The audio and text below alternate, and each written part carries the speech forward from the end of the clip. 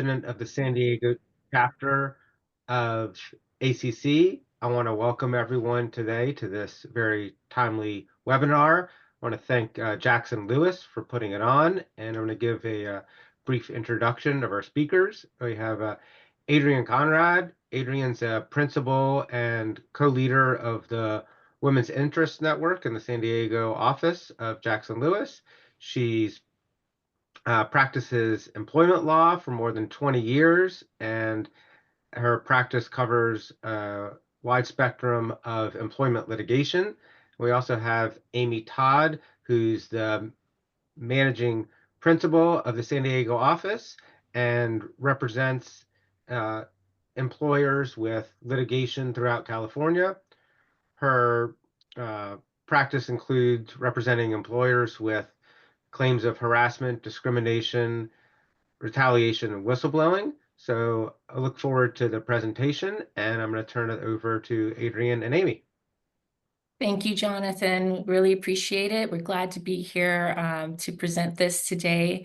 Certainly is a timely topic, ever-changing topic, and we're glad to be able to try to provide some glimpses into what employers should be doing when it comes to these executive orders. I mean, particularly in this evolving landscape of corporate compliance, I'm not sure if we've seen anything quite so swift and so sweeping in terms of these recent federal actions targeting specifically diversity, equity, and inclusion policies. And so today we're going to dive into the implications of these executive orders, particularly 14151 and 14173, and now we have 14281, which is directed at disparate impact liability. So these executive orders are kind of rescinding long-standing legal precedent that we've seen over the years.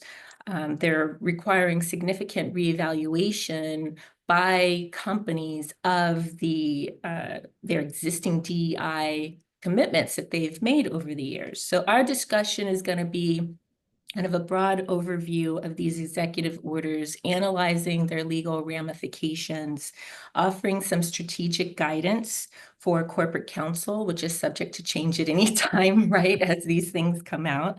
And, as stewards of legal compliance and ethical governance, understanding these developments is crucial for in-house counsel to ensure that your organizations are not only adhering to the law as it stands today, but also figuring out ways to uphold the values that companies have, what defines your corporate identities.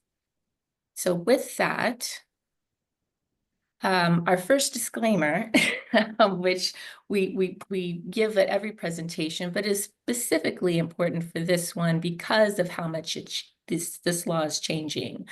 So this presentation and its accompanying material should not be used as a substitute for legal advice on any particular matter. The information that we're providing, any responses to questions, are going to necessarily be general in nature, particularly because with each employer, each company, you're going to have different DEI policies. What you're going to accept as legal risk is going to be different. So it's necessarily has to be general in nature when we discuss it today.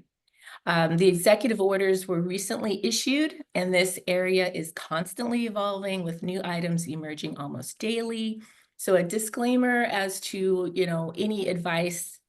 We can't give advice on any executive orders that might be issued in the next hour as we're talking through on this webinar. All right. So because we're assuming that you all have likely read these executive orders as they've come out, we're not going to dive into each and every provision of them. But we do want to address the key provisions that have come out of the two main, well, now three executive orders that are affecting private employers. One of the things that we really want to delve into is what is illegal DEI?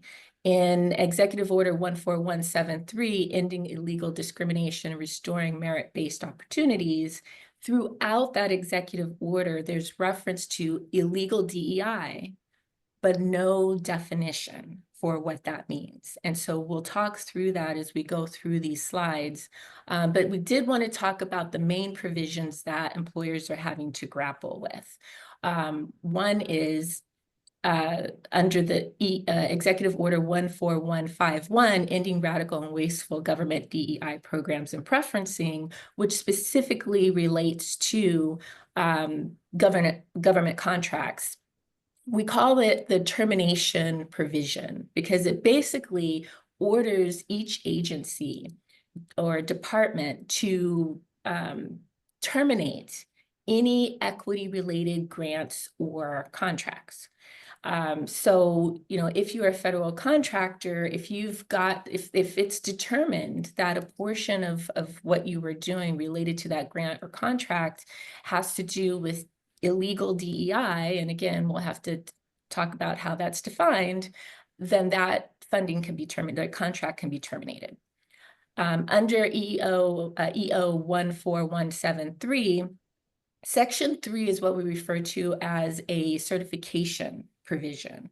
And that's where you have to, as part of a federal contract, have a material term that says that you are in compliance in all respects with all applicable federal anti-discrimination laws. Well, over the years, we've had for many, many years, federal anti-discrimination laws, and the hope is that employers are complying with those, right? That's something that's been in place for years, but now it's a material term, required to be a material term in federal contracts. And you have to certify that you are in compliance. Section 4 of that same executive order is what we refer to as an enforcement provision. And that's where it requires agencies and the Attorney General to look at private employers, at higher education institutions, and submit a report by May 21st on what they consider to be the most egregious and discriminatory DEI programs. Again, illegal DEI programs. And they have to identify 9 of those employers or higher education institutions that they're going to target for litigation.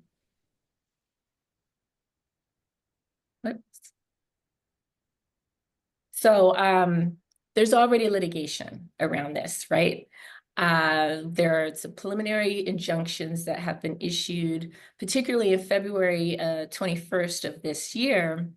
There was a nationwide injunction of those 3 key provisions: the terminating provision, the certification provision, and also the enforcement provision by the District of Maryland.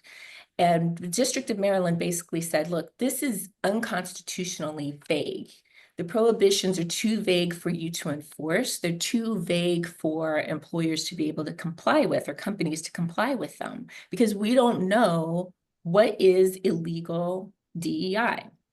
Then there's also the issue of viewpoint discrimination, or a chilling effect on speech. So for example, if a company wants to keep some sort of diversity, equity, and inclusion statement on its web page, it may think twice about it because it doesn't know if it could be considered illegal.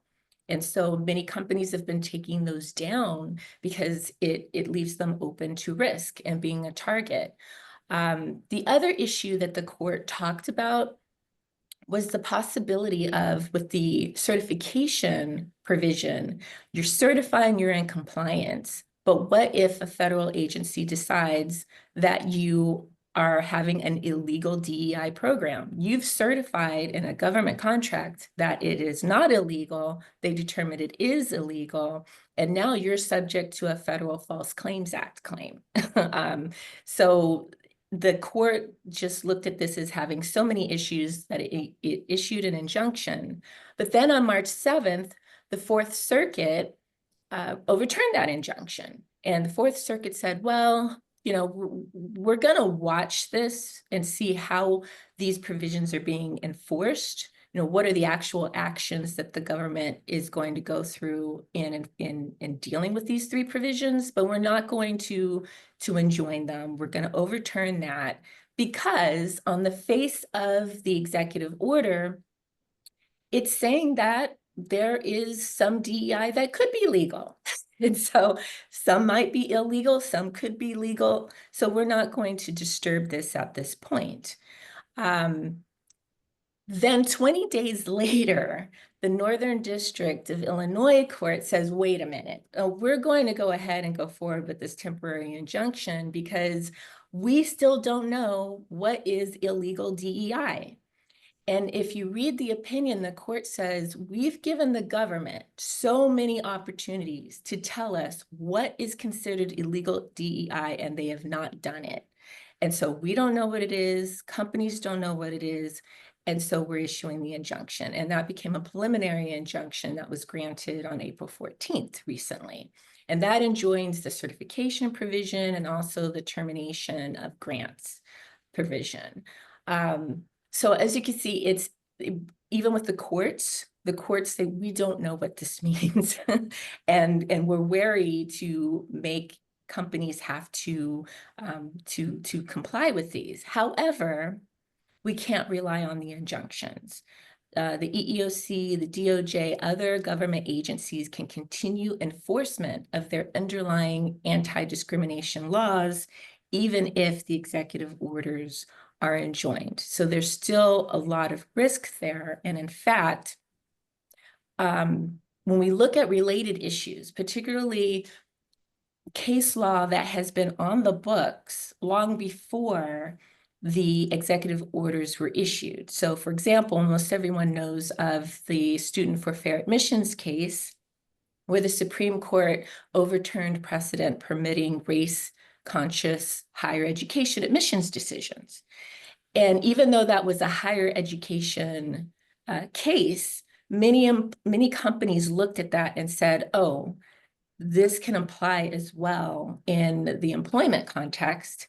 And we should not be using race as a factor in making decisions around hiring or promotions. And so that was already something that companies were grappling with before even the executive orders, but now the executive orders makes it even more of a risk. And for the past year or so, there have been more and more internal complaints and claims and charges filed by employees who were challenging DEI programs, again, before the executive orders. But now the executive orders are emboldening those employees to really dig through your DEI, plans and programs and make complaints about it. Same thing with the Muldrow case. That case came out through the Supreme Court before the executive orders went into place. And that dealt with someone who was complaining about a schedule change and just a discrimination claim. We all know that for retaliation claims, when it came to adverse employment actions, it didn't have to be a tangible adverse employment action. It didn't have to be that you lost wages or that you lost a job. It just had to be anything that would dissuade a reasonable person from making a complaint. Very low standard for adverse employment action. And Muldrow has done the same thing with regard to regular discrimination claims. It's lowered the standard of an adverse employment action to some harm. And so since Muldrow, companies, especially companies that have employee resource groups, have looked at that and said, whoa, what if we have a male who says, well, you have this women's group, I'm not a part of it. You say it's open to everyone, but it's all women that's in there. And you're doing these special things on how to advance in your career. And I'm not getting that. And I feel like I have some harm. So again, these two cases, even before the executive orders, already posed risk for employers. And now it's even more risk with the executive orders. The Ames v. Ohio Department of Youth Services case, that one is still going on. It's currently being reviewed by the Supreme Court, and they're looking at it because of a split in the circuits, where some have said, if you are a person who's in a majority group and you're alleging that you've been discriminated against, you have to show other background circumstances that establish that your employer is that unusual employer who discriminates against the majority. So it's adding kind of another layer to what is already the McDonnell-Douglas analysis. And other courts have said, no, it's just the McDonnell-Douglas analysis. There's no added part to it. And so we strongly suspect that the Supreme Court will say, no, there's no extra background circumstances that you have to show. You just have to go through the regular McDonnell-Douglas process. So, with those other, the fact that there's already been case law out there that employers have been grappling with is something that, the executive orders are making you look at your DEI programs and other policies even more closely. Now we have this very recent Executive Order 14281 that's attacking disparate impact. That came out April 23rd of 2025. It's restoring equality of opportunity and meritocracy. And so it targets the legal doctrine of disparate impact and basically says we're going to eliminate this as a liability theory in all contexts and direct federal agencies to deprioritize enforcement of statutes and regulations that rely on the disparate impact theory. We're going to review and potentially rescind those existing regulations and guidance documents, and we're going to focus enforcement efforts solely on instances of intentional discrimination, or otherwise known as disparate treatment. And so one thing to remember with this is that it doesn't do away with your requirements to not have a disparate impact through some of your policies. Courts can still consider those claims from individuals, even if the federal government is not pursuing those claims. So the courts can still consider those disparate impact claims. And so you still have to show that you are complying with the law. And so even if former DOL officials have underscored the importance of statistics and gathering that information to be able to comply with your EEO obligations. And so how do employers comply? If they're not supposed to really gather this information, but under the laws and even under the executive orders, it appears that you're still able to conduct self-audits, statistical analysis of your employment data, because you have to be able to comply with the EEO laws that are in place and have been in place for a long period of time, so long as you don't use them to impose quotas or preferential treatment or other race or gender conscious employment actions based on that data. So we're still asking, what is illegal DEI? We went through the executive orders. They don't explain it. The courts are saying, we still don't know what it is. And so one of the things we have to do is look to some of the other executive orders. So we've dug into them. And again, these executive orders I'm getting ready to go through have nothing to do with what we were just talking about, right? This one, Restoring America's Fighting Forces, is about the armed forces. But there's a definition in there that talks about what a DEI office is. And it says it's an office, division, job, or other unit of an institution that's established for the purpose of influencing hiring or employment practices with respect to a protected category other than the use of colorblind and neutral hiring processes, or promoting differential treatment of or providing special benefits to individuals on the basis of their protected status. So when we read this definition, it kind of leads us to the conclusion that through these executive orders, the assumption is that anything associated with DEI or a DEI office or a DEI job is not using colorblind or neutral hiring processes, that all of it is pretty much going to be considered illegal DEI, which is what this kind of leads us to. And that's also the case with this executive order ending radical indoctrination in K through 12 schooling. Again, it applies to K through 12 schooling, but it still gives us insight into how this administration is looking at DEI and whether or not it's illegal. So the interesting thing is that it has a definition for discriminatory equity ideology. You note that that's DEI, but it's using other terminology for that acronym. And it says that it means an ideology that treats individuals or members of a preferred or as members of a preferred or disfavored group rather than as individuals, that it minimizes agency and merit and capability in favor of immoral generalizations. And then it provides some examples. So this definition tends to lead us to believe that the administration is going to look at anything that groups individuals based on their protected status is going to automatically be assumed that you're either saying that group is preferred or that group is disfavored, and that it's likely going to be viewed as illegal DEI. So those are a couple of definitions from executive orders that gives us a little bit of an inkling into how this might be viewed. So what's the DOJ's perspective? What does Pam Bondi, the Attorney General, believe is illegal DEI? So she issued this memorandum where she talks about the executive order, making it clear that policies around diversity, equity, inclusion, and accessibility violates the text and spirit of the longstanding federal civil rights laws and undermine national unity.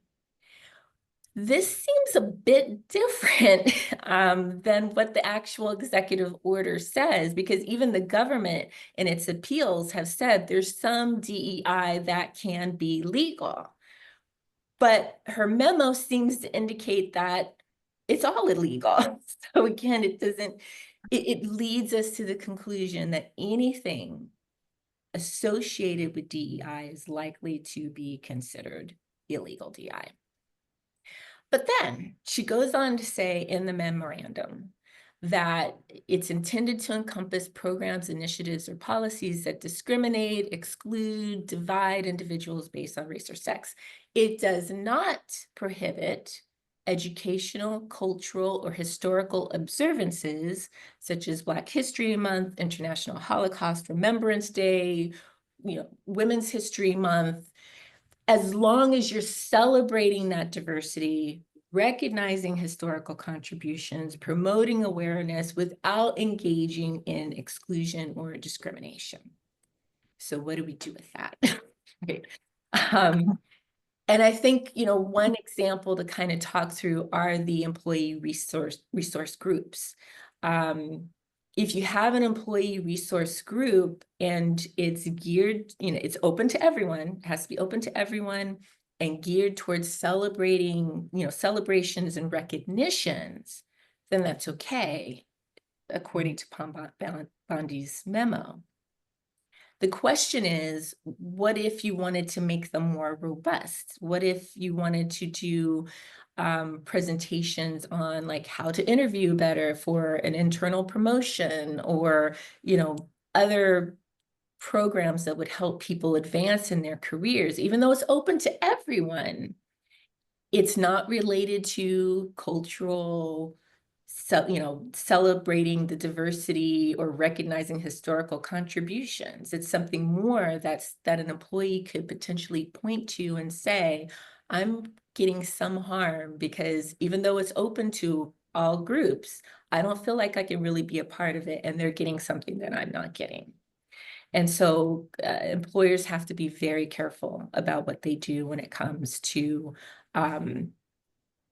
employee resource groups or other groups that could be considered as divisive, exclusionary under Pam Bondi's memorandum. So, outside counsel, we can give advice on risk. But we're all reading the tea leaves here. We're all trying to figure out where the administration is going and its approach and its enforcement and these executive orders, and it's not letting up. And so I'm going to be turning it over to Amy as soon as I can give her control of those slides. And Just our tech prep savvy here too. I think you did it. right, I think I did. Yes. To talk Perfect. to us about the law firms and their targeting and how that can inform us as to what's going to happen with private employers. Thank you, Adrian. So as we continue to grapple with this question of what is the meaning of illegal DEI, as Adrian mentioned, we can look to that Pam Bondi memo for some interpretations of what is discrimination, what are the exclusions, but that, to Adrian's point, doesn't quite give us enough. We turn now to the executive orders and other memos and actions taken against law firms over the past several months. I can say, and Adrian, you may agree, I think that we, on this slide alone, with respect to these executive orders against the law firms, the unprecedented nature of them, the sort of, as Adrian went in some detail about where the courts are on this, how law firms are approaching this, which ones are settling, we could have a very long presentation on just this slide alone, but that is not our presentation today. We're not going to get into the weeds of the executive orders against law firms or any of the settlements for a variety of reasons. What I will say is this: the executive orders are against law firms that have represented clients or taken actions against President Trump in the past. The executive orders, as you can see on our screen here, they address those disputes by suspending security clearances, canceling government contracts, barring some of their employees or all of their employees from entering federal buildings. And then in each of these executive orders, also, they mandate investigations into the DEI policies or practices. Again, this is without defining what illegal DEI is or what practices those law firms are engaged in that are allegedly problematic. What's important here about in this context is that we saw a flood of this DEI activity from the White House at the beginning of the year, literally the day of the inauguration and shortly afterwards. So one might anticipate after that flood that there will be a lull, some kind of calming period in the DEI space. Adrian and I want to underscore that we do not anticipate that things will slow down in this area at all. And in fact, the federal government now, as you can see with these orders, is they're bringing up DEI rather creatively, including in these executive orders prosecuting law firms. I think one analogy here is to our employment lawsuits in California. It's common in California for plaintiffs to add tack-on allegations like unfair business practices claims to increase the statute of limitations. It's almost malpractice to file a wage and hour complaint without also including Section 17200 unfair business practices claims. And I think similarly, these executive orders against law firms were brought for different reasons, right? They were brought with respect to sort of issues that President Trump, may have had with the law firms themselves with respect to those issues, but then DEI comes in as well, right? So the underlying point there is that if there's something that draws attention to you from the federal government, even if it has nothing to do with your DEI programs, DEI may be swept in as well. And on that point, just anecdotally, I will say, I just attended Jackson Lewis's Workplace Horizons event in New York this past week. I was speaking with a client there who is a federal contractor, was sharing me with some details, I will speak vaguely, about a deal that had been in work for years, requiring government oversight, all of the actual nuts and bolts and requirements of the deal. Everything is in place and it should be going smoothly, but it's being held up at this point because the government is inquiring about that client's information and data about their DEI initiatives. So as we go forward, there are many sources of information to look at here, including those executive orders to the law firms. And again, you can see from, I don't want to read the PowerPoint to you, but you can see the focus on these letters to the law firms are on performance reviews, diverse slate policies, race restricted programs. Really, we'll get into this a little bit more, but anything public facing is going to be something that may very well draw some attention from the, oh, wait a minute, did I switch over? I did. See, this is, you give me control, Adrian, all heck breaks loose. So, I'll take that. so going on to this slide here, an additional area that we can look at are that in the past few months, the EEOC has sent letters to 20 different law firms regarding DEI initiatives. And again, as we're trying to sort of put something, grapple with what is illegal DEI, you're looking for some insights there. You may want to look at some of those letters. Those are embedded in the EEOC press release of March 17th. It's titled EEOC Acting Chair Andrea Lucas sends letters to 20 law firms requesting information about DEI-related employment practices. They do provide some frameworks there of what you can think of as illegal DEI. And what I found a bit, I'm not sure what the word is, they are very detailed in these letters, right? So these 20 letters go in and they are including in them, there are screenshots from the different law firms of DEI initiatives they've had and screenshots of things that that the law firms had touted in the past. And again, that's focused on everything that's in this slide, right? Diversity fellowships, performance reviews, scorecards or metrics.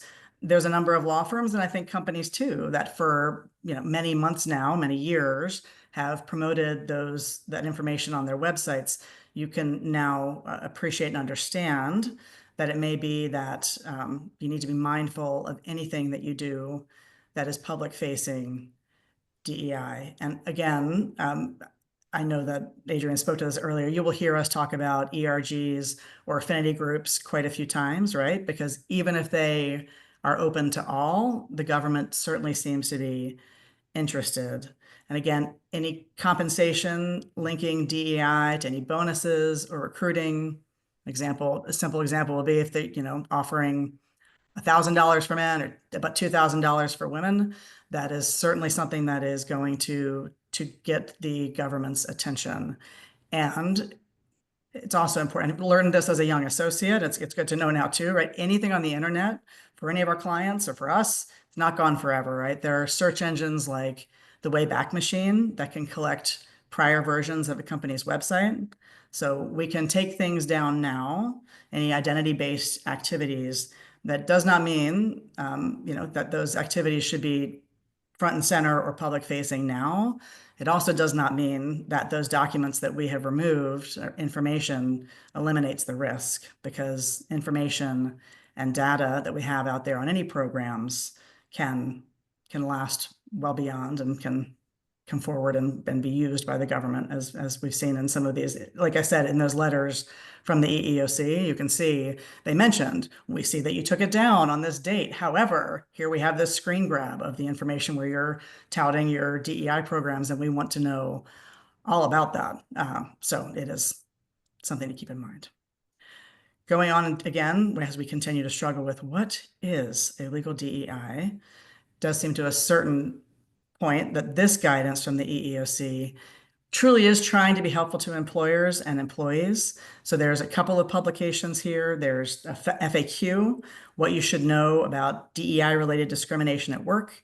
There are 11 FAQs covering a number of topics, a couple of which we will address. And there's also a poster, what to do if you experience discrimination related to DEI at work. And this is not a required posting. And again, I'll go back to my technology, right? But this is, I'll show you, I should have it in, like this looks a heck of a lot like the posters that we're required to put up in California. And that's not a requirement yet. But the point of that is, this is meant to be not necessarily for us as the employers. This is trying to educate the employees about what their rights are with respect to DEI.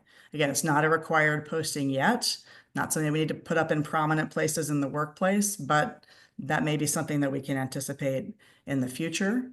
And also note that our language here is lifted directly from the EEOC's guidance, right? So when you're looking at this language that says motivated, that's not us trying to emphasize that, right? This is the government saying that, they're looking at these policies, any entities taking an employment action motivated, underscored, bold, in whole or in part by an employee's race, sex, or another protected characteristic. And not only is it important that we didn't do that bolding, it's important that it's one thing for a client to say or employer to say, my practice is defensible. This language where the EEOC is focusing on motivation appears to imply a broad power of the EEOC to dig into, analyze, and determine motive on the parts of employers, those motives underlying those practices, and again, highlighting the broad power of the EEOC, perhaps to use some discretion as to what they believe our motives or our clients' motives may have been. So something also to keep in mind. So this is another of the different, we'll focus on another one as well in terms of, I would look at those letters that are sent out to the various law firms in terms, because it really does grow into great detail about issues that the EEOC seems to be taking up as potentially problematic or potentially illegal DEI. This post or two are the employees as well. Well, that's employees, applicants, interns. It's a whole universe of folks, really anyone who touches the workforce. So they're looking at these 5 different categories here that they are educating folks about. One is disparate treatment, that is looking at exclusions from training, diverse slate initiatives. The EEOC is really looking into that. The second category there, limiting, segregating, and classifying. Really don't want folks to be segregated, right? So they will, again, back to those ERGs and affinity groups, target and name those that are sort of, women in leadership or directed to the Black or Latino experience as examples. A client who says that the ERG is open to everyone, but may confess to us that they have no idea how a man would be accepted in a women in leadership meeting, or a white person would be received in a Black or Latino affinity group meeting, that counts too, right? It's not just limited by the letter, it is also by the practice and the feel. So when we look at segregating, we think about segregating as a vestige of the 1960s with separate schools, separate lunch counters, that sort of thing. The government's looking at segregation from a different perspective, right? And so to the extent that we try to say that there are ERGs for everyone, or segregating lawyers with any sort of separate but equal idea, even if we say they have all the same benefits, all the same resources, that is, with the current administration's focus, a high-risk endeavor. Looking also to how this poster, how the EEOC, how the administration views harassment. Again, it's different perhaps than how we have viewed it in the past to a certain degree, right? Obviously, it's long-standing case law that you have a right to be, it's not a civility code, right? You have the right not to be harassed. But under the current EEOC guidance, trainings for DEI could fall into this category as well. And we certainly could see complaints to the EEOC based on the language of the FAQs and what seems to be some encouragement on the part of the FAQs for folks to examine these policies carefully, right? So FAQ number 10, for example, specifically calls out that an employee may be able to plausibly allege or prove that a diversity or other DEI-related training created a hostile work environment, that's harassment, right? By pleading or showing that the training was discriminatory in content, application, or context. So we just need to be sure to include very broad categories and definitions to sort of maybe frameworks we have used in the past. And looking again at retaliation here, similarly, that can be, again, retaliation can be having someone sit in a training that they feel to be harassing or a hostile work environment. We need to think carefully about any of those sorts of training and any of those sorts of frameworks, because we know that the government is looking at it very broadly. In terms of who can be affected, that's everyone, right? Everyone who touches your workforce. Go back to this notice as well. The more it's publicized, the more complaints we're going to see. These notices and these FAQs are for employers, yes, but they are designed and made mainly for employees, applicants, and interns. So.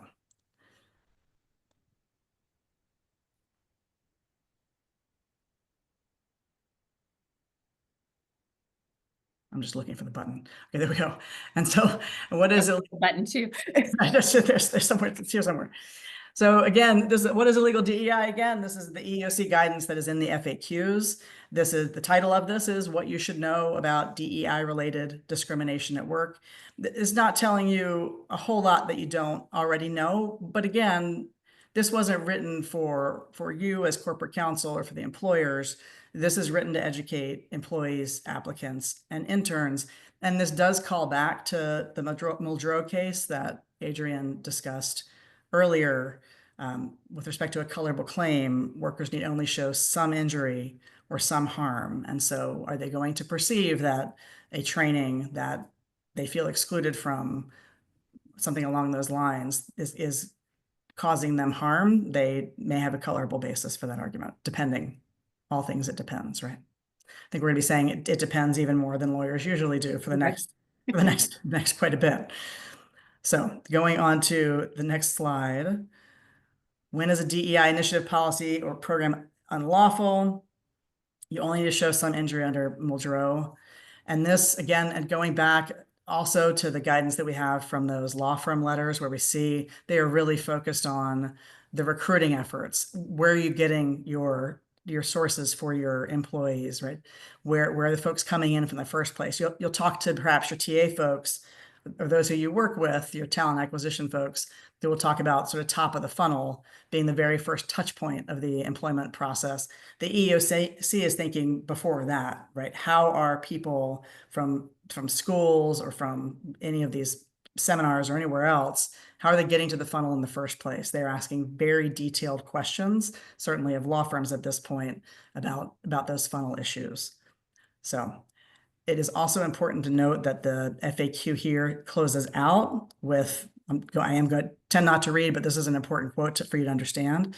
Employers should provide training and mentoring that provides workers, again, italicized, underscored in its importance, the opportunity, skill, experience, and information necessary to perform well and to ascend to upper level jobs. Employers also should ensure that employees, again emphasized, italicized, of all backgrounds, have equal access to workplace networks. So that focus on opportunity for all backgrounds is going to be important. Certainly should. Any of the programs, policies that we have should be employed in a non-discriminatory manner to ensure opportunities for all backgrounds. I will say this is also to Adrian's point about prior case law, and also any employment attorneys understand this has been the way we have done it for years, but there is a significant focus on it and a focus on a heightened standard to a certain degree, with some injury or some harm being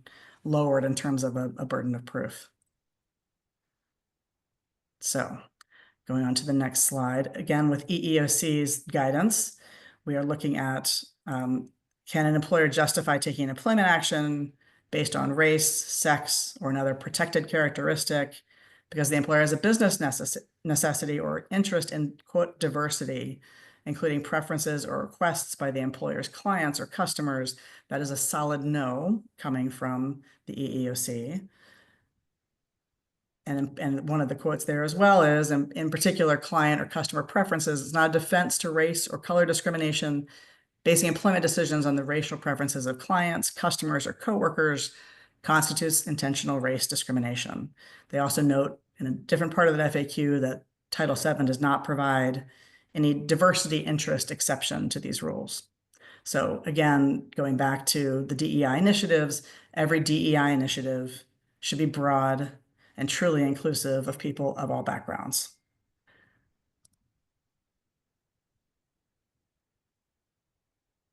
So going back to illegal DEI in the various government agencies. So we have talked about the EEOC, we have talked about the DOJ, we have talked about the executive office. Now we go to the OFCCP, and it is certainly absolutely true. We have a new director and a new direction at the OFCCP.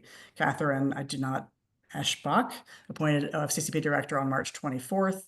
She came out, these quotes are all, these language in purple are all direct quotes from the new director. The reality is most of what OFCCP has been doing was out of step, if not flat out contradictory to our country's laws, and they will be all of the plans to examine previously submitted affirmative action plans and to identify their view of longstanding unlawful discrimination.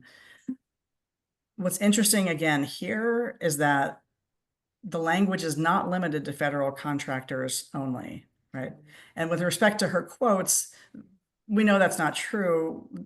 Plus factors were never permitted, but it's important to understand this is the new leadership at the OFCCP, and this is their perspective and their approach to enforcement. So while we cannot know for sure at this juncture, it would not be surprising if private organizations ended up receiving the same kind of letters that the law firms have received from the EEOC, which again goes back to my previous point that taking a look at least a couple of those law firm letters would help to provide really some useful guidance into what the agencies may be looking at more closely. Last call out I will make on this particular slide is that she has directed her staff to deter DEI programs. And again, that is not just focused, right? That is targeting large organizations, publicly traded firms, nonprofits with a certain number of assets, universities, and I'm sure you all have read the headlines and you know that some of these things have already been happening, but the OFCCP also does not, no one is focused just on contractors. This is a broad sort of sweep with respect to DEI. And again, if you have any touch points with the government, even if it's completely unrelated to DEI, you can anticipate that DEI will be looked at closely and they may come up in almost any circumstance. So, Adrienne, you and I together, what can we do to affect change and mitigate risk? So I did draw your attention earlier to those law firm letters. I won't keep repeating that, but I think they're important. Number 5, if you look at nothing else in our PowerPoint too, certainly you should know what the executive orders are, but in terms of a current enforcement focus, that's number 5 on this PowerPoint slide. We know that they are looking at these different issues, right? They are looking at your ERGs and your affinity groups. And so again, they have to be open to everyone and they have to really be open to everyone, right? So it's not just in sort of name only. If someone who is not of that protected category walks in and is made to feel uncomfortable, can that person under Muldrow bring a claim? I mean, there is some possibility of that, right? And again, whether claims are brought and whether they are ultimately found, but can they bring them is a different issue right now, right? They're also looking at training and development programs closely. Did I do that? I did not do that. I think I did that. Sorry. Anything related to IT, and really, my whole world falls apart. Right. So go ahead. Sorry. That was me. Training and development programs as well. If you look again at those law firm letters, which I do think may provide a blueprint for what we may see in the private sector in the future, it is going to be, they're looking at who is being invited to those, and whether everyone is comfortable, whether those development opportunities are provided to people of all backgrounds, right? So it really does need to be comprehensive in that manner. Again, mentoring and networking opportunities as well. Those are often associated with the ERGs and the affinity groups. Those can still be available so long as they are available to everyone. And anyone who wants to come and participate in that group is made to feel comfortable and is provided with the same sort of opportunities that others are provided. Again, data collection display. On this point, I would say it's a good time to have attorneys, right? So to the extent that you're going to gather information and try to assess some of these issues, having either your in-house counsel or outside counsel assist you with that under the privilege may be helpful as well. To the extent that you're going to display anything about employees, applicants, or any of these numbers in an outward-facing manner, understand that that is going to carry some risk. And then again, with respect to the current enforcement focus, third-party relationships are also important, right? So it is going to be anyone who touches your workforce in any way may also be impacted by these changes in the DEI space. So Adrienne, I don't know if I'm happy to talk more of this, but in terms of what they can do, I don't know if you had any thoughts as well. Yeah, I mean, I think I think one important point will be to know your documents, your historical documents, to Amy's point when she referenced how they can go back and capture things that you previously had on your website, even if you've taken it down. You want to know what was on it beforehand. You want to look at it, assess the risks. If you've submitted documents in response to an OFCCP audit, where you're wanting to tout robust EEO, at that time affirmative action, diversity programs, because that was kind of what was expected and required. And so employers were playing those up and then submitting the documents. Well, now they have them, right? And they're saying already that they're going to go back and review what they've gotten before through the OFCCP audit process. So you want to go, if you have submitted documents before as part of an audit, you want to go back and look at them and just assess your risk, right? In terms of whether or not there could be anything that the government would be eyeing as something that they want to come back to you on, and just be prepared for that. And I guess just overall, I think in assessing risk, the pendulum has swung very far. We had George Floyd, where companies were expected to come up with these robust programs to address those issues. And now it's swung completely in the other direction, where now it seems as if the government wants employers to get rid of those altogether. And then you're dealing with not only legal risk, but PR risk, upset employees, upset customers. So that all has to go into the decision-making process as to how you're going to deal with these executive orders. And just to add on to that a bit too, right? So now we're at a place where we have clients who want to make changes to be compliant, but you also have to understand, just to make it muddier for you, understand that changes you make may also trigger complaints from underrepresented groups, right? And a good example of that is a client who's had a women in leadership, program that goes through August of this year, right? So if you cut that off right now, does that mean we're admitting that it was problematic or even unlawful before? And if we add other people, what does that do to the program? What about the impact on those women? And will they have claims? I think with respect, what that underscores is both what I mentioned earlier about talking to attorneys, but also having a good communication strategy, right? Work with HR, work with your attorneys, where privilege may play an important role as you assess the risks and differing risks of the different paths forward. And I also wanted to mention that, with all of these changes too, not everything is out the door, right? So we still have EEO1 reporting that still exists. For those in California, there's California pay data reporting. That's also still required. There are local, state, and city affirmative action requirements. So it really is, there are some going in different directions, right, in terms of what we need to do. But we do need to comply with those standing obligations and also try to figure out how to do that in the best way with respect to the current administration's focus. And one very small point on this too, I know that I've talked about the public facing things too. I would just mention this because it came up for a client not long ago. What photos you have on your website, this sounds like a small and slight issue, but that also may be important too, right? Like who are you focusing on in your public facing websites and documents? Do you have a broad spectrum of people, or, again, a client who had a certain focus that is now, we're taking some new pictures, right? We're going to be a little bit broader, which I think is also important. So there are a number of different ways that we can move forward, but that is in terms of communication strategy, focus on your ERGs and affinity groups. I would focus on those high